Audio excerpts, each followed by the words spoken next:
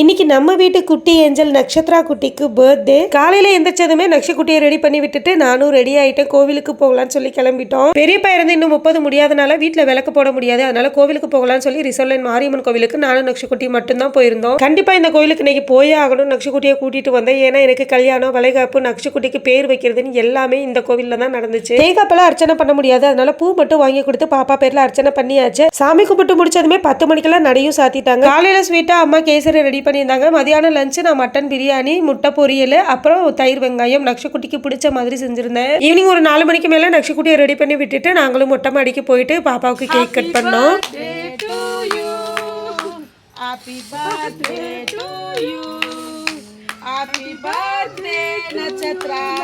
எங்க ஊர் வில்லேஜ்னால இங்க கேக்லாம் கிடைக்காது. கேக் வாங்கணும்னா பஸ் ஏறி போய் தான் வாங்கணும். அதனால கேக் நான் சிம்பிளா வீட்லயே ரெடி பண்ணிட்டேன். ஃபர்ஸ்ட் டைமா வீட்ல இருந்த பொருளை வச்சே தான் ரெடி பண்ணியிருந்தேன். டேஸ்ட் ரொம்ப நல்லா இருந்துச்சு.